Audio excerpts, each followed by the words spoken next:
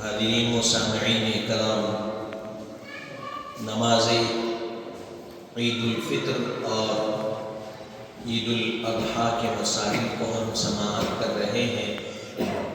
اب یہاں سے نماز عیدین یعنی عید الفطر اور عید الاضحیٰ کی رکعتوں اور تکبیرات کے بارے میں بتلایا جا رہا کہ نماز عید کی رکعتیں وہ تو ہم جانتے ہیں 2 ہے، اور اس کے تکبیرات کے بارے میں بتلا رہے ہیں۔ پہلی چیز یہ ہے کہ ہر عید کی نماز کی 2 رکعتیں ہیں۔ عید کی نماز میں کتنی 2 رکعتیں؟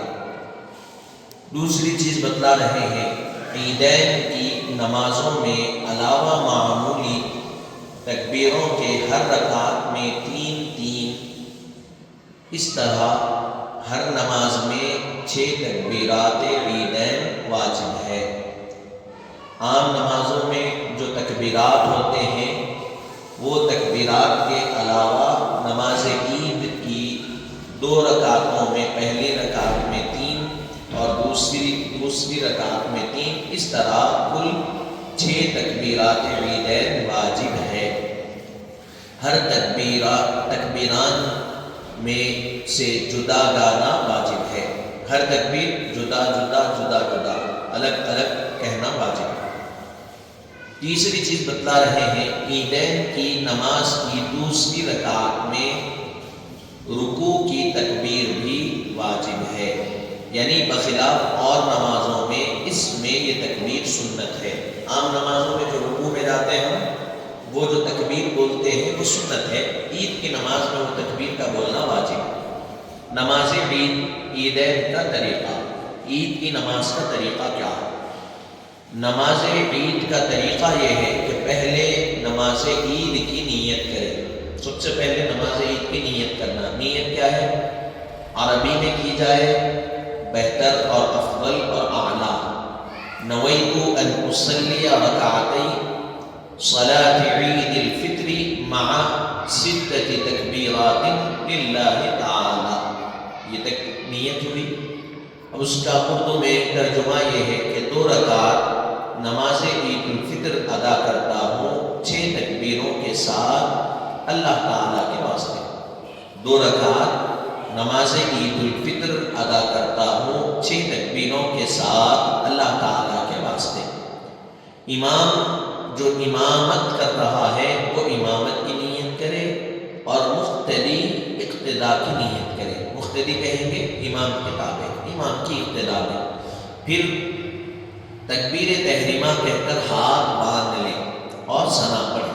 تکبیر تحریمہ کہہ کے ہاتھ باندھ لینا، ثنا پڑھنا۔ پھر امام اور مقتدی ہر 2 یعنی امام اور مقتدی دونوں اللہ اکبر کہتے ہوئے دونوں ہاتھ کانوں تک اٹھائیں اور چھوڑ دیں۔ پھر ہاتھ تھوڑی دیر ہاتھ چھوڑ کر اتنی دیر وقف کرے، توقف کرے، رکے کہ 3 مرتبہ سبحان اللہ کہہ سکے۔ کتنی دیر رکنا؟ ہاتھ تکبیر کہہ کے اتنی دیر تک وقف کرنا کہ 3 مرتبہ سبحان اللہ کہہ سکے۔ اس توقف میں کوئی ذکر یا تسبیح وغیرہ نہ پڑے بلکہ خاموش رہے۔ جو وقف کر رہے ہیں آپ، ہاتھ اٹھا کے چھوڑ دے رہے ہیں اللہ اکبر کہہ کر، اس میں کوئی ذکر نہیں کرنا، کوئی تسبیح نہیں پڑھنا، بس خاموش رہنا۔ طریقہ یہ بتلایا ہے کہ 3 مرتبہ سبحان اللہ کہنے تک اتنی دیر وقف کرنا ہے، ٹھہرنا۔ پھر دوسری مرتبہ اسی طرح اللہ اکبر کہتے ہوئے کانوں تک ہاتھ اٹھائیں اور چھوڑ دیں، جس طرح تکبیر تحریمہ میں ہاتھ اٹھاتے ہیں۔ ہاتھ کیسے اٹھانا؟ جس طرح تکبیر تحریمہ میں ہم ہاتھ اٹھاتے ہیں اسی طرح پہلی تکبیر تحریمہ ہوئی گی، ہاتھ باندھنا، ثنا پڑھ لیے، پھر اللہ اکبر ہاتھ اٹھانا، چھوڑ دینا، 3 مرتبہ سبحان اللہ بولے، اتنی دیر وقف کرنا، پھر دوسری مرتبہ ہاتھ اٹھانا، چھوڑ دینا، اور اسی قدر توقف کرنا۔ پھر تیسری مرتبہ اللہ اکبر کہتے ہوئے کانوں تک ہاتھ اٹھا کر اس دفعہ نہ چھوڑیں بلکہ ہاتھ باندھ لیں۔ تیسری مرتبہ اللہ اکبر کہیں گے، کانوں تک ہاتھ اٹھانا، اور اس بار چھوڑنا نہیں، ہاتھ باندھ لینا، یعنی جہاں تکبیر کے بعد کچھ پڑھنا ہے، جیسے تکبیر تحریمہ کے بعد ثنا، وہاں تو ہاتھ باندھ لیں، اور جہاں کچھ نہ پڑھنا نہیں ہے، جیسے تکبیرات عیدین، وہاں ہاتھ چھوڑ دیں۔ جس تکبیر کے بعد کچھ پڑھنا ہے، تلاوت کرنا ہے، وہاں ہاتھ باندھ لیں گے، جیسے پہلی تکبیر تحریمہ ہم کہتے ہیں عید کی نماز میں، ہاتھ باندھ کے ہم ثنا پڑھتے ہیں، ثنا پڑھنا ہے اسی لیے ہاتھ باندھ لیے۔ دوسری تکبیر ہاتھ اٹھائے چھوڑ دیے، ٹھیک ہے، کیوں؟ اس لیے کہ اس کے بعد کچھ پڑھنا نہیں۔ پھر تیسری تکبیر ہاتھ اٹھائے چھوڑ دیے، پہلی تکبیر تحریمہ ہو گئی، اس کو کاؤنٹ مت کریے، وہ تو نماز کی تکبیر ہے۔ عید کی تکبیر میں پہلی تکبیر میں ہاتھ اٹھائے چھوڑ دیے، دوسری تکبیر میں ہاتھ اٹھائے چھوڑے، اور تیسری تکبیر میں ہاتھ اٹھا کر کانوں تک چھوڑنا نہیں ہے، باندھ لینا، کیونکہ اس کے بعد ہم کو سورہ فاتحہ اور ضم سورہ پڑھنا۔ اب پھر امام آہستہ اعوذ یعنی تعوذ اور تسمیہ بسم اللہ پڑھ کر سورہ فاتحہ اور کوئی دوسری سورت جہر کے ساتھ پڑھے، اور قاعدے کے موافق رکوع و سجود وغیرہ کر کے دوسری رکعت شروع کرے۔ امام کیا کریں گے؟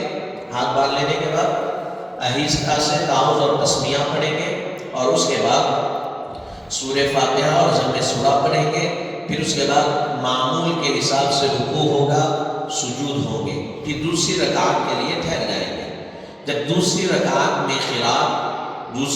کے لیے جب ٹھہر جائیں گے تو قرات کریں گے، یعنی سورہ فاتحہ اور کوئی ضم سورہ پڑھیں گے۔ ضم سورہ ختم کرنے کے بعد امام اور مقتدی ہر دونوں پھر اللہ اکبر کہتے ہوئے دونوں ہاتھ کانوں تک اٹھائیں اور چھوڑ دیں، اور 3 تسبیح کے موافق توقف کریں۔ اسی طرح دوسری اور تیسری تکبیر کہیں۔ سورہ فاتحہ ضم سورہ پڑھ لیے دوسری رکعت میں، اس کے بعد کانوں تک ہاتھ اٹھانا، امام اور مقتدی چھوڑ دینا، 1 مرتبہ، 2 مرتبہ، 3 مرتبہ، اور تیسری تکبیر کہتے ہوئے کانوں تک ہاتھ اٹھا کر چھوڑ دیں، یعنی تیسری تکبیر کے بعد بھی ہاتھ نہ باندھے، چھوڑے رہے، پھر بغیر ہاتھ اٹھائے چوتھی تکبیر کہہ کر رکوع میں چلے جائیں۔ چوتھی تکبیر میں ہاتھ نہیں اٹھانا، اللہ اکبر کہتے ہوئے رکوع میں چلے جائیں، اور حسب معمول رکوع، سجود اور قاعدہ کر کے مکمل نماز پوری کر لیں۔ نماز ختم ہونے کے بعد امام منبر پر کھڑے ہو کر خطبہ پڑھے، اور تمام لوگ خاموش بیٹھ کر خطبہ سنیں۔ عیدین میں بھی 2 خطبے ہیں، اور دونوں کے درمیان بیٹھنا مسنون ہے، سنت ہے۔ یہ ہوا نماز عید کا طریقہ۔ نماز ختم ہونے کے بعد امام کیا کریں گے؟ منبر پر ٹھہریں گے، کھڑے ہوتے ہی خطبہ شروع کریں گے۔ کھڑے ہو کر جمعہ کی طرح بیٹھنے کا حکم نہیں ہے، کیونکہ یہاں اذان ہے۔ جمعہ کے دن کیا ہوتا؟ خطبے منبر پہ چڑھ کے امام بیٹھتے، پھر اذان ہوتی، پھر خطبہ شروع ہوتا، لیکن نماز عید میں جیسے ہی ہم نماز ختم کریں گے، امام منبر پہ چڑھیں گے اور خطبے کا آغاز کر دیں گے، بیٹھیں گے نہیں، سیدھا خطبہ شروع ہو جائے گا۔ تب بھی عید الاضحیٰ کی نماز کا بھی یہی طریقہ ہے، البتہ عید الفطر کے بجائے عید الاضحیٰ کی نیت کرنا۔ ہم جو سابق میں 2 رکعت عید الفطر بولے، عید الاضحیٰ جب پڑھتے ہیں تو اس میں عید الاضحیٰ کہیں گے نیت میں۔ نمبر 2، عید الاضحیٰ میں بھی وہ سب چیزیں مسنون اور مستحب ہے جو عید الفطر میں ہے۔ فرق اس قدر ہے کہ عید الفطر میں عیدگاہ جانے سے قبل کوئی چیز کھانا مسنون ہے، سنت ہے، اور عید الاضحیٰ میں عیدگاہ سے واپس آنے کے بعد کھانا سنت ہے۔ عید الفطر میں راستہ چلتے وقت آہستہ آواز سے تکبیر کہنا سنت ہے، اور عید الاضحیٰ میں آواز بلند تکبیر کہنا سنت ہے۔ پھر عید الفطر کی نماز دیر کر کے تاخیر کے ساتھ پڑھنا مسنون ہے، عید الاضحیٰ کی نماز سویرے پڑھنا، جلدی پڑھنا سنت ہے۔ اذان و اقامت نہ عید الفطر میں دی جائے گی نہ عید الاضحیٰ میں، یہ دونوں میں فرق ہے۔ عید الاضحیٰ میں یہ فرق ہے، عید الفطر میں یہ فرق ہے۔ اب بتلا رہے ہیں نماز عید کے احکام۔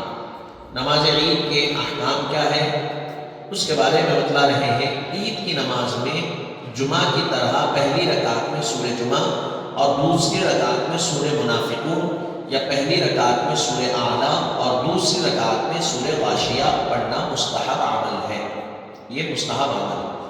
دوسری چیز، نماز عید کی تکبیر تحریمہ کا خالص اللہ اکبر، لفظ اللہ اکبر سے ادا ہونا واجب ہے۔ اگر اللہ اکبر کے بجائے اللہ اجل یا اللہ اعظم کہا جائے تو واجب ترک ہوگا اور سجدے سہو لازم آئے گا، بخلاف اور نمازوں کے ان میں اللہ اجل یا اللہ اعظم سے سجدے سہو لازم نہیں آتا۔ عید کی نمازوں کو خالص اللہ اکبر سے شروع کرنا، ٹھیک ہے، عام نمازوں کو بھی وہی کرتے ہیں، کرنا بھی وہی ہے، لیکن اس کے علاوہ اللہ اجل یا اللہ اعظم بھی کہا جا سکتا ہے، لیکن ایسا کرنا مناسب نہیں ہے۔ جو راجح قول ہے وہ اللہ اکبر کا۔ نمبر 3، نماز عیدین میں تکبیرات عیدین، یعنی ہر عید کی نماز میں 6 تکبیرات واجب ہیں، اور دوسری رکعت کے رکوع کی تکبیر بھی واجب ہے۔ اگر یہ سہمن ترک ہو تو سجدے سہو لازم ہے۔ عیدین کی نماز میں تکبیرات عیدین واجب ہے اور رکوع کی تکبیر بھی واجب ہے، اگر یہ غلطی سے چھوٹ گئے تو سجدے سہو کرنا لازم ہوتا۔ نمبر 4، عیدین کی تکبیریں امام کو جہر کے ساتھ ادا کرنا چاہیے۔ عیدین میں جو تکبیرات ہوتے ہیں وہ امام کو آواز کے ساتھ ادا کرنا، اور مقتدیوں کو آہستہ کہنا۔ مقتدیوں کی آواز کیسی ہوگی؟ سر کے اعتبار سے ہوگی۔ نمبر 5، عیدین کی تکبیروں میں امام اور مقتدی دونوں کو ہاتھ اٹھانا چاہیے۔ عیدین کی تکبیروں میں امام بھی اور مقتدی بھی دونوں اپنے ہاتھوں کو اٹھائیں گے، جس طرح تکبیر تحریمہ میں اٹھاتے ہیں۔ اگر امام ہاتھ نہ اٹھائے تو بھی مقتدی برابر ہاتھ اٹھائیں۔ امام اگر اتفاق ہوتا ہے، ایسا ذہن سے نکل جاتا تو امام اگر ہاتھ نہیں بھی اٹھائیں گے، کیونکہ امام بھی بشر ہوتے ہیں، انسان ہی ہوتے، غلطی سے اگر نہیں اٹھائے تو مقتدی تو برابر ہاتھ اٹھائیں گے، پھر ہاتھ چھوڑ دیں گے۔ ہاتھ اٹھانا بھی چھوڑنا بھی۔ 6ویں چیز، اگر عیدین کی تکبیریں امام سے سہمن رہ جائے تو مقتدی بھی چھوڑ دے اور امام کی متابعت کرے۔ اگر امام صاحب تکبیریں بھول گئے عیدین کی غلطی سے تو مقتدی بھی چھوڑ دیں گے، امام کی اقتداء میں ہے تو امام کی اقتداء کریں گے۔ اس کی وضاحت میں لکھ رہے ہیں 5 امور ایسے ہیں جن میں امام کی متابعت ضروری ہے۔ 5 چیزیں ایسے ہیں جن میں امام کے تابع ہونا، امام کی اتباع ضروری ہے۔ اول ہے قائد اولا، دوم قنوت پڑھنا، تیسرا سجدے تلاوت کرنا، چوتھا سجدے سہو کرنا، پنجم تکبیرات عیدین۔ اگر امام ان امور کو کرے تو مقتدی بھی کرے، اور اگر امام سے سہمن رہ جائے تو مقتدی بھی چھوڑ دے۔ یہ بتلا رہے ہیں، یعنی امام صاحب کی متابعت جو لازم ہے کن امور میں ہے؟ 5 چیزوں میں۔ قائد اولا ہے، دوسری رکعت میں جو بیٹھتے ہیں، امام اگر اٹھ گئے تو مقتدی بھی اٹھ جانا، امام اٹھ گئے مقتدی بھی اٹھ جانا، امام اٹھ گئے پورا اٹھ گئے امام صاحب تو مقتدی بھی اٹھ جانا۔ امام صاحب تھوڑا اٹھے تھے، کوئی اگر لقمہ دیے، آواز دیے، بیٹھ گئے تو بیٹھ گئے، لیکن امام صاحب جب پورا اٹھ گئے، پیر امام صاحب کے پورے کھل گئے تو امام صاحب اٹھ گئے تو مقتدی بھی اٹھ جاتا۔ کوئی صاحب اپنے عقل سے اگر کوئی دین پہ عمل کر رہے ہیں، وہ کہیں گے کہ نہیں میں پوری کروں گا، میں پڑھوں گا، تو پھر ان کی نماز خراب ہوگی، کیونکہ وہ امام کے تابع ہے۔ دوسری چیز بتلا رہے ہیں قنوت پڑھنا۔ دعائے قنوت جو پڑھا جاتا ہے، امام پڑھیں گے مقتدی بھی پڑھیں گے، اگر امام بھول گئے تو مقتدی بھی چھوڑ دینا اس کو۔ بات سمجھ میں آئے، امام کے تابع ہوگا۔ اسی طرح سجدہ تلاوت، قرآن کی تلاوت کرتے کرتے سجدہ آیت تلاوت پر پہنچے تو امام جب سجدہ تلاوت کریں گے تو مقتدی بھی سجدہ تلاوت کریں گے۔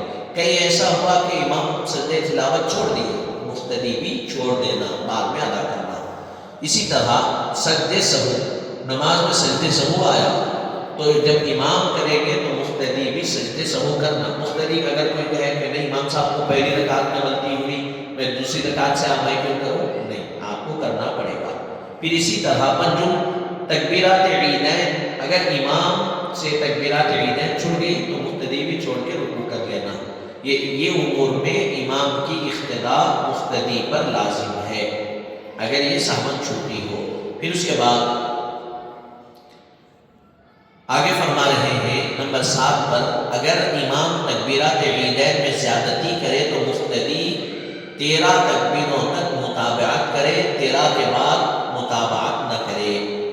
امام صاحب کیا کر دیے، تکبیرات عیدین میں اضافہ کر دیے، زیادتی ہو گئی، تو 13 تکبیروں تک امام کی متابعت، امام کی اتباع کرنا، 13 تکبیروں کے بعد امام کی اتباع نہیں کرنا۔ اب اس کی وضاحت میں لکھ رہے ہیں، جب کہ امام کی آواز سنتے ہو، ورنہ مکبر کی آواز سننے پر 13 تکبیر کے بعد بھی متابعت کرے۔ امام کی آواز سنائی آ رہی ہے، 13 تک امام کی مطابقت کرنا۔ پھر اس کے بعد بتلا رہے ہیں کہ 4 چیزیں ایسی ہیں جن میں امام کی متابعت نہ کریں۔ 4 چیزیں ایسی ہیں جن میں امام کی اتباع نہیں کرنا۔ وہ کیا ہے؟ اول، کسی رکن کی زیادتی، مثلا 2 رکوع یا 3 سجدے سجدے کرنا۔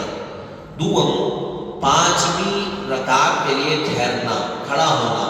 سوم، تکبیرات جنازے کی زیادتی۔ چاروں، تکبیرات عیدین کی زیادتی۔ اگر امام ان چیزوں کو سہون کرے تو مقتدی نہ کرے۔ رکوع، ایک رکعت میں 1 رکوع ہے، امام صاحب 2 کر دیے تو لوگ اس کی اتباع نہیں کرنا۔ 2 سجدے ہیں، 3 کر دیے تو اس کی اتباع نہیں کرنا۔ اسی طرح بتلا رہے ہیں کہ جنازے کی جو تکبیرات ہیں 4، اس میں اگر اضافہ ہو گیا تو اس کی اتباع نہیں کرنا۔ پھر اسی طرح تکبیرات عیدین میں اضافہ ہو گیا تو اس کی بھی اتباع نہیں کرنا۔ پھر اس کے بعد 8ویں چیز بتا رہے ہیں، اگر عید کی نماز میں امام حنفی اور مقتدی شافعی ہو، یا شافعی امام اور حنفی مقتدی ہو، تو تکبیروں کی تعداد اور تقدم و تاخیر میں مقتدی امام کی متابعت کرے۔ اگر امام حنفی ہے، مقتدی شافعی ہے، تو ان کو شافعی اعتبار سے نہیں، حنفی اعتبار سے پڑھ لینا۔ اور اسی طرح امام شافعی ہے اور مقتدی حنفی ہے تو فرما رہے ہیں مقتدی کو تکبیروں کی تعداد اور تقدیم و تاخیر میں مقتدی امام کی متابعت کریں گے، امام کے تابع ہو کر نماز پڑھنا۔ نمبر 9، اگر امام پہلی رکعت میں عید کی تکبیریں بھول جائے اور خراج شروع کرے تو جب کہ سورہ فاتحہ پڑھنا ہو تو تکبیریں کہہ کر پھر سے خراج شروع کرے، اور اگر دوسرا سورہ ضم سورہ پڑھ رہا ہو تو تکبیریں ختم خراج کے بعد کہیں۔ اگر خراج کے بعد بھی یاد نہ آئے تو رکوع سے سر اٹھانے سے قبل کہیں، لیکن حالت رکوع میں تکبیریں کہتے وقت ہاتھ نہ اٹھائیں۔ ایک ایسا ہوا مسئلہ کہ امام صاحب رکعت باندھی سورہ فاتحہ شروع کر دیے، تو اب کیا کرنا؟ تکبیریں نہیں بولے عید کی نماز میں، تو سورہ فاتحہ فرما رہے ہیں جب کہ سورہ فاتحہ پڑھ رہا ہو تو تکبیریں کہیں، پھر سے خلاف سورہ فاتحہ پڑھ رہے تھے، رک جانا، ذہن میں آ گیا تو تکبیریں کہنا، پھر سورہ فاتحہ سے خلاف کر لینا۔ اسی طرح ضم سورہ میں پہنچ گئے، سورہ فاتحہ پڑھ لی، ضم سورہ ذہن میں آیا تو میں تکبیرات نہیں بولا، تو ضم سورہ ختم ہو جانے کے بعد تکبیرات بول کے رکوع میں چلے جانا۔ رکوع میں جانے کے بعد یاد آیا میں تکبیرات نہیں بولا، تو فرما رہے ہیں رکوع میں سر اٹھانے سے پہلے ہی تکبیرات بول دینا حالت رکوع میں، لیکن اس میں ہاتھ نہیں اٹھائیں گے۔ تو یہ کب ہے؟ جبکہ امام غلطی سے اگر بھول جائے تو ایسا عمل کرنا۔ نمبر 10، اگر دوسری رکعت میں امام تکبیر کہنا بھول جائے اور رکوع میں اس کو خیال آئے تو چاہیے کہ حالت رکوع ہی میں تکبیر کہیں، پھر قیام کی طرف نہ لوٹے۔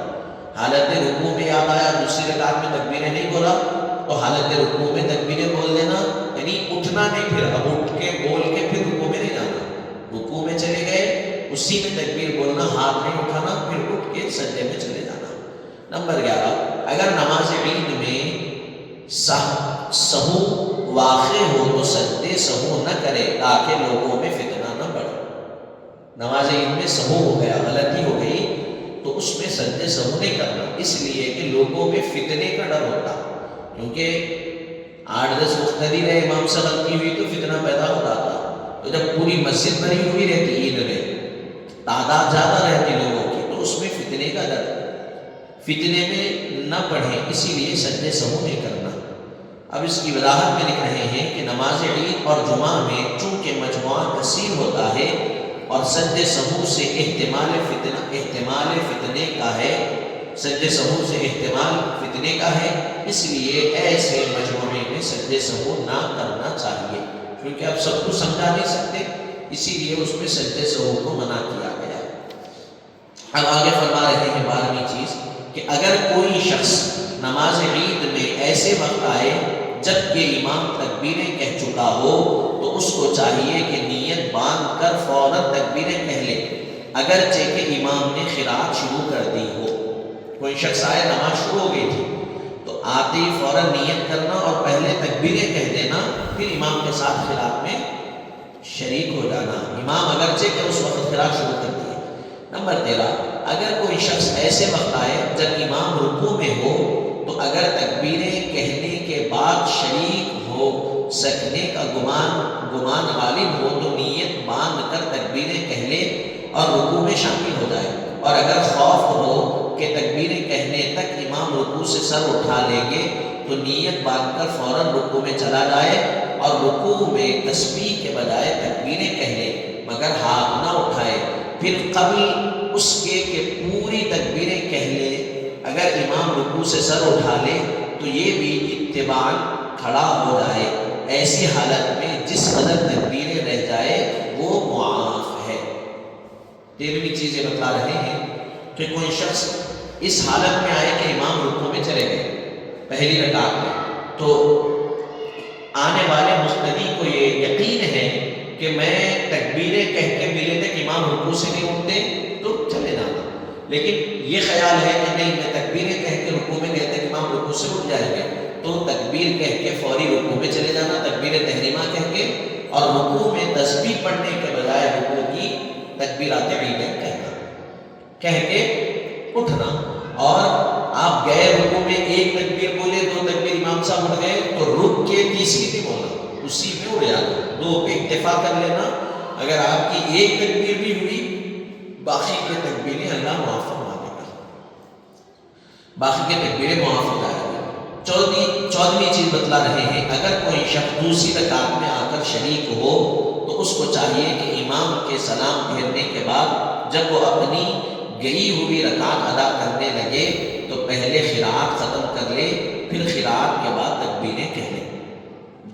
دوسری رکعت میں شریک ہوئے، حالانکہ امام صاحب دوسری رکعت میں قرات کے بعد تکبیریں بولتے، اس کے باوجود بتلایا گیا کہ اپنی جو چھٹی ہوئی رکعت میں جب اس میں ٹھہریں گے تو پہلے قرات کرنا پھر تکبیریں کہنا۔ نمبر 15 کہہ رہے ہیں، اگر کوئی شخص امام کو شہید میں پائے، امام کو تشہد میں پائے تو اب نماز امام کی طرح ادا کر لے، یعنی پہلی رکعت میں 3 تکبیریں قرات سے پہلے کہیں، پھر دوسری رکعت میں 3 تکبیریں قرات کے بعد، یعنی اب اس کی وضاحت میں لکھ رہے ہیں اگرچہ یہ تشہد سجدے سہو کا ہو، یعنی بتلا رہے ہیں کہ اگر کوئی شخص امام کو تشہد میں پائے، امام آئے تشہد میں ہے تو اب کیا کرنا، امام کی طرح ادا کر لے، یعنی پہلی رکعت میں 3 تکبیریں قرات سے پہلے، پھر دوسری رکعت میں 3 تکبیریں قرات کے بعد،